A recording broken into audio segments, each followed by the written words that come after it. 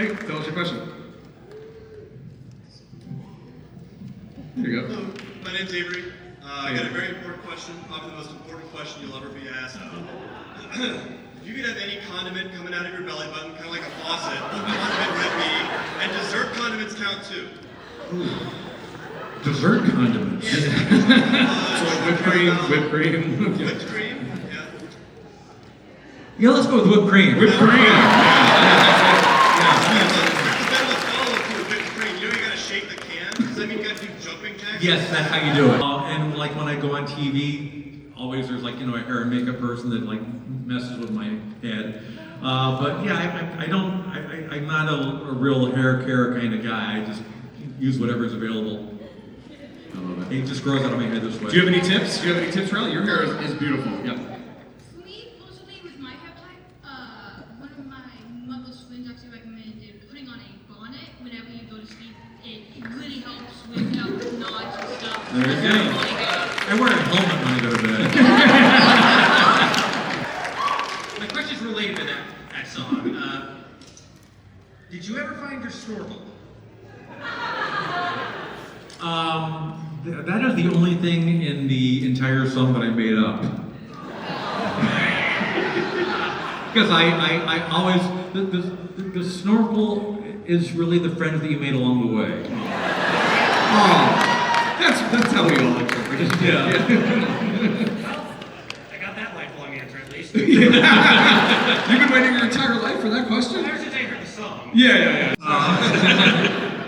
It was amazing. I mean, Eric Appel directed and co-wrote the script with me, and we had a short list of actors that we thought would be, good in the role. But Daniel was really the top of both of our lists, just because even though he wasn't what you consider an exact physical doppelganger of mine, we just really liked his acting and the choices that he made post Harry Potter, doing all these, for want of a better word, weird roles. Yeah, for sure.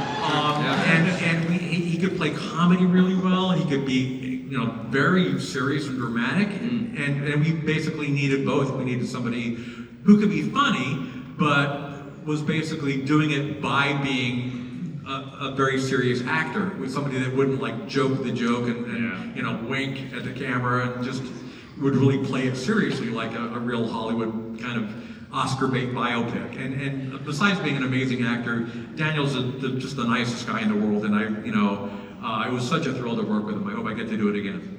But I did it with a half a dozen friends of mine, comedians, and we just kind of all got together, and it was so fun.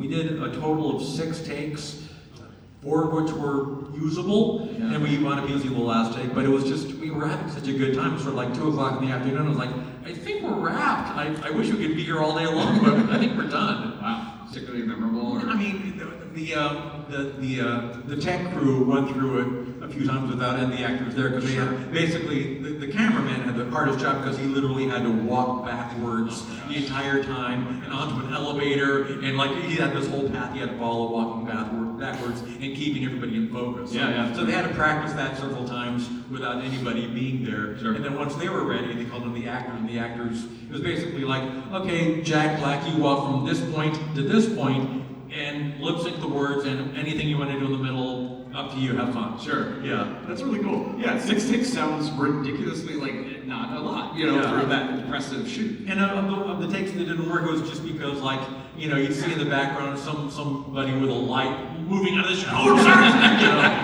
That's the edit we want. We want to sort of mess up one where you see the grip. And Well, I did post one online. Yeah. Not all 6 takes. I posted the 4 of the takes that weren't used, all playing at the same time. So if you want to see what the other takes look like, it's up on YouTube. That's awesome. My record label at the time was always saying, you should do a Christmas album. You should do a Christmas album. And I was saying, you don't want a Christmas album from me. I didn't want to do Jingle Bells parodies or whatever, like everybody's heard a million of those. So I gave them 2 Christmas songs, Christmas at Ground Zero about nuclear annihilation, and then this deeply, ultra-violent song, The Night Santa Went Crazy. And after that, they stopped asking for a Christmas album. I don't know. Let's go with The Saga Begins. Yeah. Thank you. Let's get our for their question. Big Star Wars. Are you a big Star Wars fan? Sure, I've seen both the movies. Yeah, exactly. Television or such? Interpretation? Like, what's the version of yourself you play? I don't know. I mean, usually when I play myself on TV, it's a bit of an exaggeration, or it's like sort of the cartoon version of me, or sometimes it's like the anti-Al's, like very opposite from my actual personality. So I don't know. I'm gonna flip it on you. What's your favorite? Yeah. Oh, wow. Jeez. Yeah. See, you were right for that. Yeah. You get underdone. I'm just as bad as you are at choosing favorite. Okay. I'll give you one. Do you like Fro Al, like old school Fro Al, or luscious Lox Al? I think I'm a Locks guy. Yeah. Okay. I like doing any and all voice acting jobs, but it's funny how many of them are like, we want you to play Weird Al Yankovic. Like, okay. Or even when I'm playing a character, it's like, it's a character, but he plays the accordion and he's got long curly hair. Like, it's a stretch, I know. For Naked Gun, I think I was more proactive, because I was a huge fan of all the Zucker Abrams, Zucker's movies, Airplane and Top Secret and all that. And when I found out that they were doing a TV show based on Police Squad, which was like my favorite TV show, I called the producer, Bob Weiss, who had worked with me on The Complete Al, which is like a home video package that we put out in the mid-'80s. And I said, Bob, I don't care what it is. I'll do craft services. I'll be a guy in the crowd going, look! Anything. I just want to be on the set. I want to be around because I love these guys, and it sounds like it's going to be an amazing movie.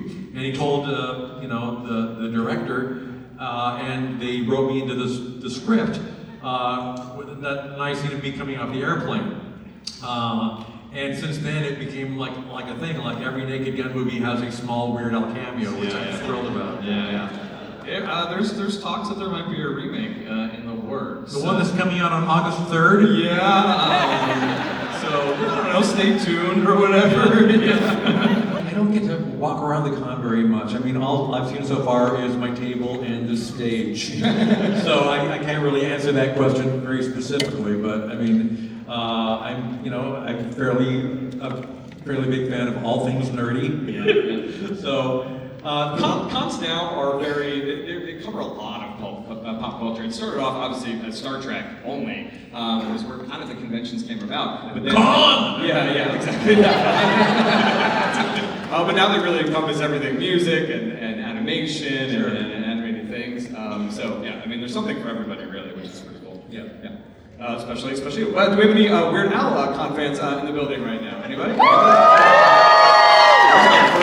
For example. Well, certainly in the earlier days. I mean, in the last few decades, I've had pretty good luck because artists are aware of my track record, and they know I'm not there to make them look bad. And some look at it as a tribute or an homage to get Weird Al parody. But in the early days, it was a lot tougher. And the first one that was really a shock was Michael Jackson, because I figured, this is 1984, he's like the most popular guy in the universe, and why would he care what this idiot from LA is doing, making funny songs? But word got back to Michael, and he approved Eat It. In fact, there's a contract, there's a legal document with my signature next to Michael Jackson's signature saying we are the writers of Eat It. So that was a surprise. And since then, actually, things got a lot easier, because then it was like once Michael Jackson gave his blessing, then we had, ammunition. Like if anybody was stalling or wavering, we'd say, well, Michael Jackson is never a problem. Thank you. Thank you. Let's hear for that question.